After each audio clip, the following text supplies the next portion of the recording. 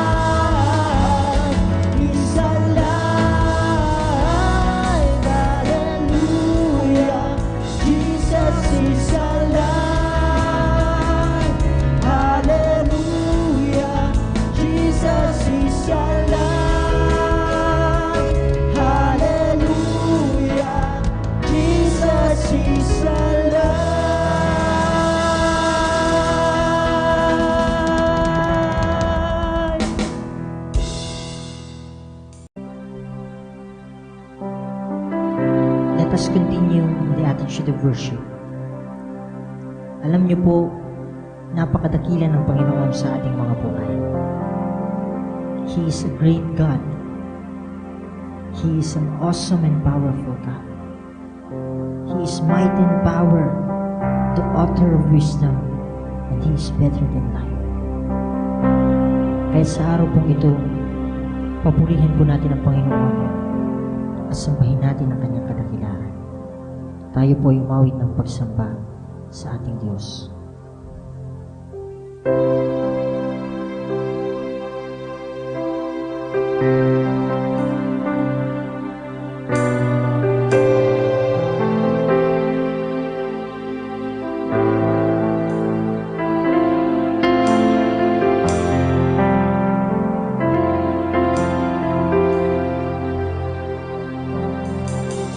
The splendor of the King, clothed in majesty, let all the earth rejoice, all the earth rejoice. He wraps Himself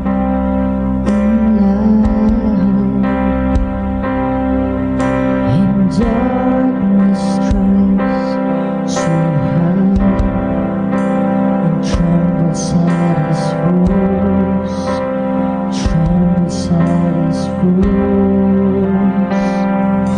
How great is our God?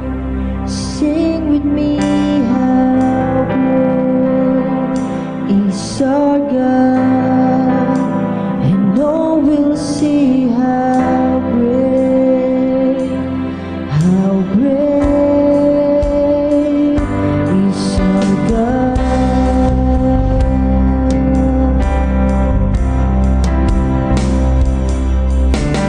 Age to age He's there, inside the sea.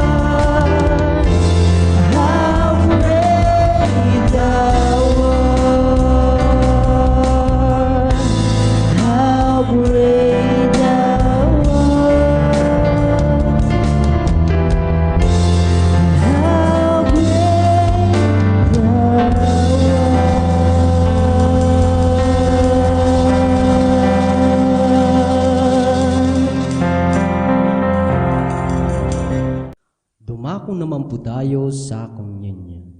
Sabi po sa unang Korinto 11:28 hanggang 29, kaya't dapat siyasatin ng tao ang kaniyang sarili bago siya kumain ng tinapay at uminom sa kopa. Sapagkat ang sinumang kumakain at umiinom ng hindi kinikilala ang kahalagahan ng katawan ng Panginoon ay kumakain at umiinom ng kahatulan laban sa kanyang sarili. Manalangin po tayo. Panginoong Hesus na banal at makapangyarihan sa lahat, paghipo at pagpapagaling mo ang aming hinihiling o Diyos sa pagtanggap namin ng komunyon na ito. Let the healing and comfort from the Holy Spirit ay maranasan namin sa mga oras na ito. In Jesus' name, Amen. Kainin po natin ang tinapay at inumin ang laman ng saro.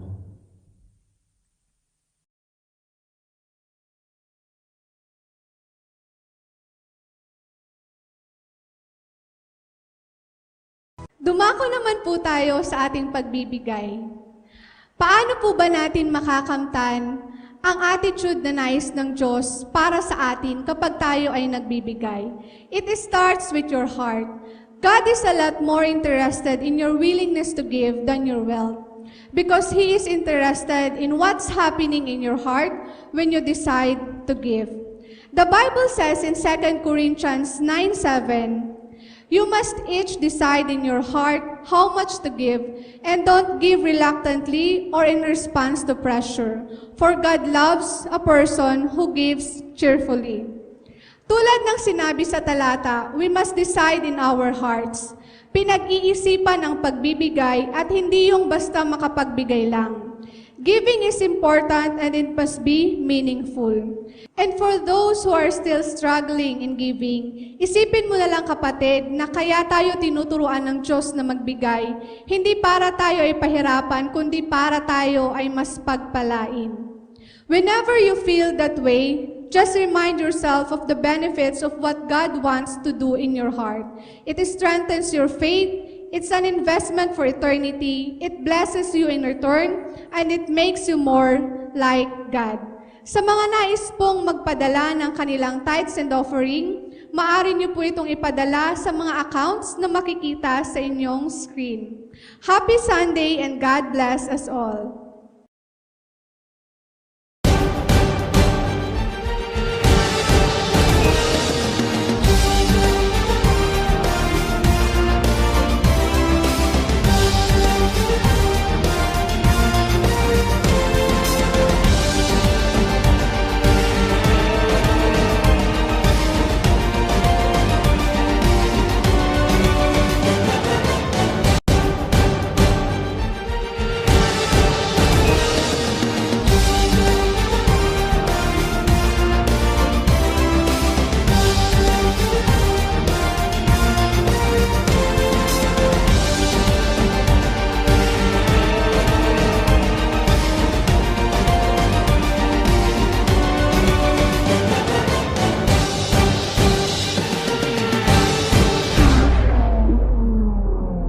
Happy Lord's Day po sa inyo pong lahat at maligayang Pasko po sa lahat po ng kasama ko ngayong araw na ito.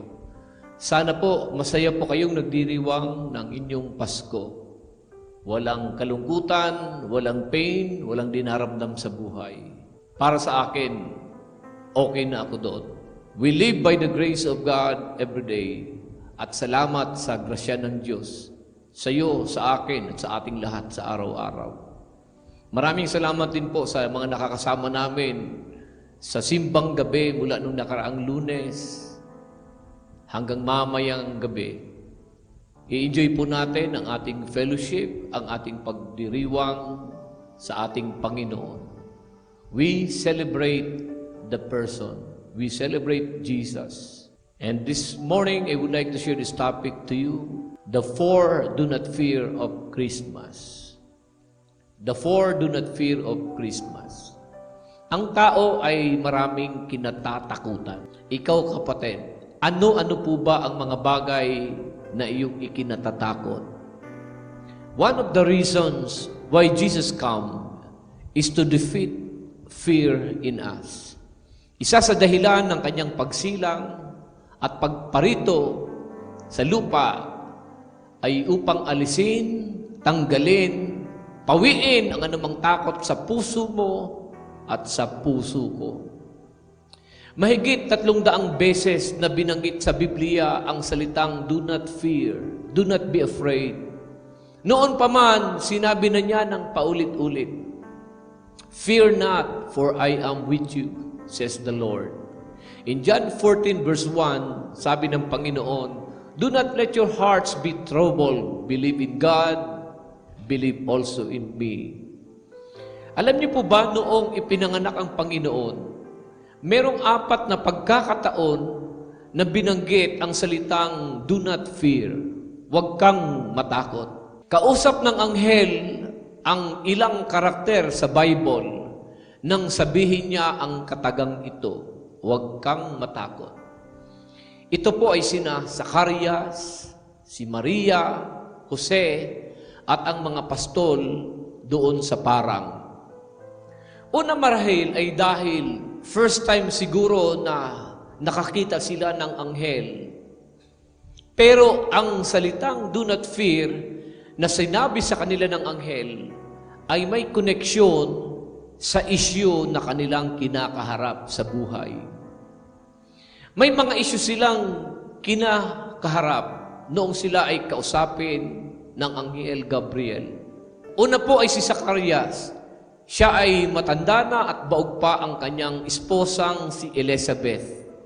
Matagal na silang nagpipray na sana ay pagkaaluban sila ng anak. Ano sa palagay niyo ang nararamdaman ni Zacarias? In Luke 1, chapter 5, verse 14, itong sabi, in the time of Herod, king of Judea, there was a priest named Zechariah, who belonged to the priestly division of Abijah. His wife Elizabeth was also a descendant of Aaron.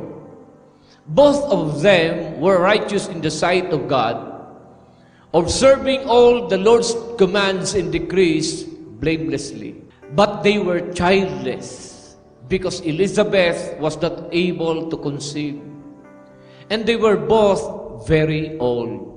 Once, when Zechariah's division was on duty and he was serving as priest before God, he was chosen by Lot according to the custom of the priesthood to go into the temple of the Lord and burn incense. And when the time of the burning of incense came, all the assembled worshippers were praying outside.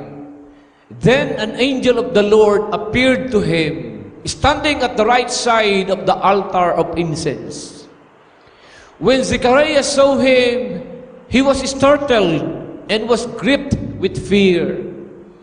But the angel said to him, do not be afraid, Zechariah. Your prayer has been heard. Your wife Elizabeth will bear you a son, and you are to call him John. He will be a joy and delight to you, and many will rejoice because of his birth. That is in Luke chapter 1, verse 5 to 14. Ito ang salitang do not fear na sinabi ng anghel kay Zacarias, isang matanda na naglilingkod sa templo, at ang kanyang asawang si Elizabeth ay baog. Ang salitang do not fear na sinasabi sa kanya ay nagsasabi ng mensahe na do not fear of unanswered prayer. He does. Huwag kang matakot sa panalangin walang sagot, dahil ang Diyos ay sumasagot. Huwag kang matakot dahil ang panalangin ay sinasagot ng Diyos. Ikaw kapatid, ano yung panalangin mong matagal na hanggang ngayon ay hindi pa sinasagot ng Diyos? Bagamat minsan ito ay nagtatagal at kailangan mong magantay, ngunit sumasagot ang Diyos. Kapag hindi niya kalooban hindi pwede ang isasagot ng Panginoon. Pero kapag kalooban niya, laging oo ang tugon ng Diyos. Pero minsan kailangan nating mag-antay. Meron ka bang kahilingan o panalangin na alam mong ito ay kalooban ng Diyos? Huwag kang matakot, kapatid. Kung alam mong ito ay kalooban ng Panginoon, ang Diyos ay sasagot sa iyo sa takdang panahon. Mangyayari yan, kapatid. Sa takdang niloob ng Panginoon, tatanggapin mo ang kasagutan ng panalangin mo. Pangalawa, babasahin kong talata. The angel went to her and said, "Greetings, who you are highly favored. The Lord is with you."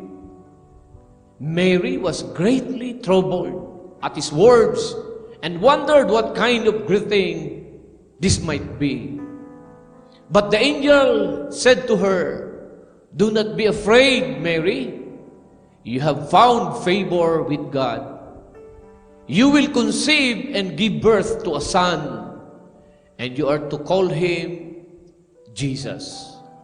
He will be great and will be called the Son of the Most High. The Lord God will give him the throne of his father, David, and he will reign over Jacob's descendants forever. His kingdom will never end." "How will this be?" Mary asked, "since I am a virgin." Ito po yung pangalawang karakter ng Biblia na si Maria.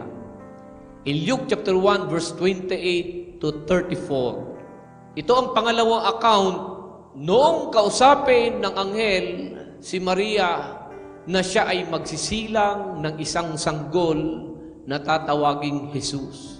Nagulumihanan si Maria. Paano ito mangyayari? Na ako ay isang dalaga. Parang napaka-imposible para sa kanya na mangyari ito. She said, "How can it be? For I am a virgin." The message it conveys is saying, do not fear to believe for the impossible. Do not fear to believe the impossible. Sabi ng Lucas 1:30, huwag kang matakot paniwalaan ang mga imposibleng bagay. Ito ay kayang pangyarihin ng Diyos. Huwag kang matakot, kapatid. Maniwala ka sa mga imposibleng bagay na ito ay kayang pangyarihin ng ating Panginoon. Sabi ng Bible, "For nothing is impossible with God. All things are possible. Only believe." Maniwala ka lang, kapatid. Manalig ka. May mga bagay na imposible sa paningin mo na papangyarihin ng Diyos. Maniwala ka, manalig ka. Naniniwala ka bang aangat ang kabuhayan mo? Naniniwala ka ba na kaya kang pasaganain at payamanin ng Diyos? Naniniwala ka ba na ikaw ay gagaling? Na ikaw ay makakakuha ng maganda at permanenteng trabaho? Na makakalaya ka sa utang? Na magbabago ang asawa mo? Na ang promotion at breakthrough ay makakamtan mo? It will happen. It can happen anytime. Do not fear because God can make it happen. God can make it for you. Walang imposible sa ating Diyos. Kaya huwag tayong matakot sa mga imposibleng bagay dahil lahat ng bagay ay posible sa Diyos. Huwag mong sabihin hindi ka nagagaling, kapatid. Sinasabi ko sa iyo, gagaling ka pa. Sinasabi ko sa iyo, aangat ang iyong kabuhayan. Sinasabi ko sa iyo, magbabago ang findings ng doktor. Sinasabi ko sa iyo, kapatid, may magandang mangyayari sa buhay mo at sa kabuhayan mo. Aangat ka, giginhawa ka, magtatagumpay ka. Ang mga anak mo ay itataas ng ating Panginoon. Walang imposible sa ating Diyos. Huwag kang matakot na maniwala sa mga bagay na imposible. Dahil walang imposible sa ating Diyos. Meron dito sa kapulungan ito na makakalaya sa utang. Makakalaya sa kahirapan. Sino kaya yun? Ngayong 2024, nagdideklara ako, may mga aangat ang kabuhayan, may mga sasagana ang buhay at kabuhayan. Sino kaya yon? Maniwala ka, kapatid. May mga bagay na imposible sa iyo, napapangyarihin ng Diyos sa harapan mo. May mapopromote sa trabaho. May madodoble, matitriple ang income. Kaninong pamilya kaya yun? Maniwala ka, kapatid. Kayang pangyarihin ng Diyos kahit ang mga bagay na sa tingin mo ay mahirap at hindi madali. For nothing is impossible with God. Pangatlong account ay noong nagbabalak si Jose na hiwalayan si Maria, noong malaman niyang ito ay buntis. Ito ang sabi ng mga talata. But after he had considered this, an angel of the Lord appeared to him in a dream and said, Joseph, son of David, do not be afraid to take Mary home as your wife, because what is conceived in her is from the Holy Spirit. She will give birth to a son, and you are to give him the name Jesus, because he will save his people from their sins. All this took place to fulfill what the Lord had said through the prophet. The virgin will conceive and give birth to a son, and they will call him Emmanuel, which means God with us. When Joseph woke up, he did what the angel of the Lord had commanded him and took Mary home as his wife. Matthew 1:20-24. Anong mensahe na ipinahihiwatig dito? Pangatlo, ito ang sabi, do not fear to obey. Huwag kang matakot sumunod. Huwag kang matakot na sumunod sa Diyos. Dahil pagpapalain ka ng Diyos. Huwag kang matakot sumunod. Pakasalan at panindigan si Maria. Sabi ng anghel, panindigan mo at pakasalan si Maria. Huwag kang matakot. Sumunod. Ikaw, kapatid, anong bagay sa buhay mo ang takot kang sumunod? Anong mga bagay sa buhay mo ang natatakot ka? Nag-aalala ka kung susunod ka o hindi? Nahihirapan ka? Natatakot ka? Natatakot kang magbigay? Natatakot ka bang mag-ikapo? Takot kang sundin ito? Baka mawalan ka, baka maubusan ka? Takot kang maghandog sa Diyos ng the best? Takot kang magpatawad? Takot kang unahin ang Panginoon? Ano ikinatatakot mo? Takot kang ma-persecute? Takot ka na baka ikaw ay hadlangan? Sinasabi sa atin ng ating Panginoon, huwag kang matakot, sumunod. Dahil sa iyong pagsunod, diyan ka pagpapalain ng Diyos. Huwag kang matakot sumunod, kapatid. Hanggat alam mong ito'y nakasulat sa Biblia at ito'y iniuutos ng ating Panginoon, sumunod ka, pagpapalain ka. Sabi ng Bible, if you are willing and obedient, you will eat the goods of the land. Buti na lang yung babaeng balo sa Sarepta ay na-overcome yung takot. Na-overcome yung takot niya na maghandog sa lingkod ng Diyos. Walang-wala na, gipit na, last meal na, huling hapunan na lang nila. Biro mo, nagpa-offering pa yung man of God. Sabi ng babae, wala na po kaming kakainin. Last meal na lang po namin ito. At pagkatapos, mag-aantay na lang kaming mamatay. Pero biro mo, nagpa-offering yung man of God. Mukhang sa tingin ay napakasadista naman ang pasto na ito. Pulubi na nga, hinihingan pa. Mahirap na nga, hinihingan pa, nagpapa-offering pa. Kapatid, iba ang prinsipyo ng Diyos. Huwag kang matakot sumunod sa prinsipyo ng Diyos. Paano kaya kung ang babaeng Sarepta ay natakot sumunod? Paano kaya kung siya ay natakot at hindi siya sumunod? Baka yun na nga ang huling hapunan nilang mag-ina at aantayin nilang mamatay. Pero, nang siya ay sumunod, nagkaroon siya ng pananampalataya na sumunod sa sinasabi ng man of God. Nagulat siya dahil hindi natutuyo ang langi sa sisidlan at hindi nauubos ang harina sa lagayan. Laging meron. may probisyon sa pagsunod sa Diyos. Marami sa atin takot magbigay, takot mawalan, takot mag-ikapo. Sa dami natin, ilan ba sa atin ang pumupunta sa altar, sa unahan, para maghandog sa Diyos ng kanyang ikapo at handog? Gaano karami ang naiiwan sa upuan dahil sila'y takot? Kapag takot kang mawalan, hindi ka handang magkameron. Kapag takot kang magtanim, hindi ka handang umani. Kapag takot kang magbigay, hindi ka handang tumanggap ng para sa iyo, kapatid. Kapag takot kang sumunod, hindi ka handang buhusan ng pagpapala ng Diyos. Huwag kang matakot, kapatid. Huwag kang matakot sa pagsunod sa alam mong iniuutos ng ating Panginoong Diyos. Pangatlong pagkatakot na sinasabi dito na do not fear. Ito yung babasahin kong talata. But the angel said to them, do not be afraid. I bring you good news that will cause great joy for all the people. Today in the town of David, a Savior has been born to you. He is the Messiah, the Lord. Luke chapter 2 verse 10 to 11. Pang-apat na account, pang-apat na pangyayari. Ito yung kausapin ng anghel ang mga pastol na naduduol sa parang. Ano yung mensahe na ibinabahagi ng anghel? Ito yung pang-apat. Do not fear, your Savior is here.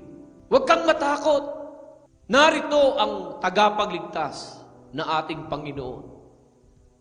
Narito ang tagapagligtas na ang pangalan ay Jesus.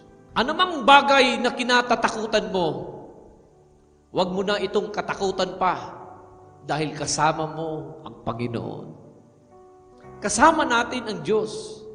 Sabi si ating inaawit, di ako malulungkot, di ako matatakot, kasama natin ang Diyos.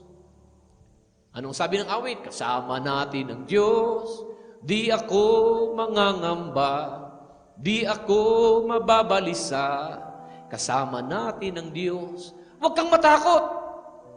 Kasama mo ang Diyos.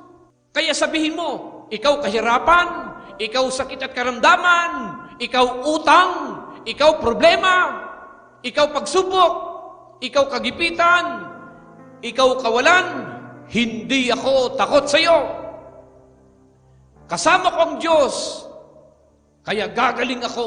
Kasama ako ang Diyos, kaya angat ako. Kasama ko ang Diyos, kaya pagpapalain ako, tatanggap ako, ililigtas ako, sasagana ang buhay ko. Kasama ko ang tagapagligtas ko. Do not fear. Huwag tayong matakot. Ito yung apat na sinasabing huwag matakot.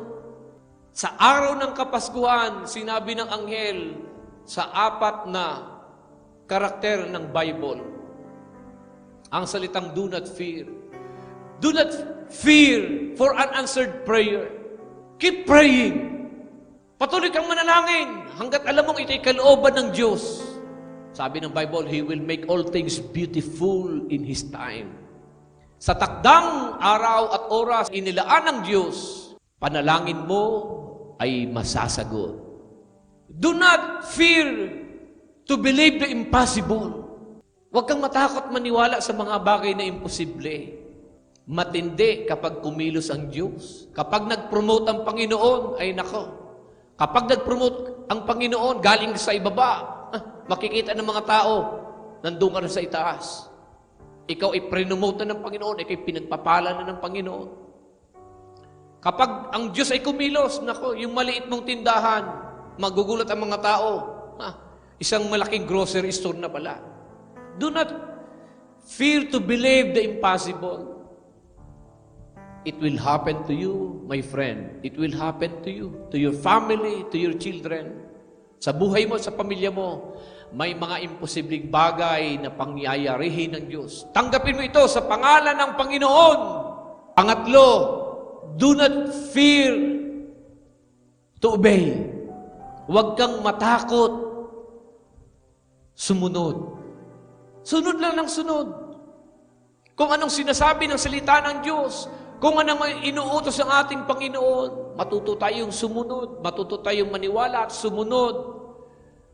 Because there is blessing in obedience. May pagpapala sa ating pagsunod. Huwag tayong matakot dahil kasama natin ang Diyos. Kapag kasama mo ang Diyos, tatapikin ka ng pain sa iyong balikat at sasabihin sa iyo ng Panginoon, relax ka lang, sagot kita. Magdiwang tayo ng Kapaskuhan na si Jesus ang ating Panginoon ang itinataas. God bless you. God bless you. Merry Christmas po sa ating lahat. Pwede ba tayong tumayo? Palapakan natin ating Panginoon ng malakas. Itaas ang mga kamay at ako'y nagdideklara.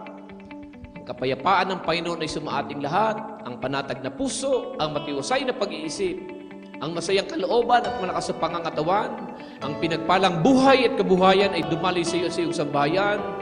Pakaingatan ka ng Diyos sa isang buong linggong darating at ang kapayapaan niya maghari sa atin.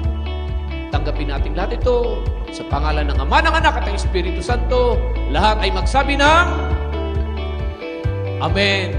Maligayang Pasko. Maligayang Pasko. God bless you.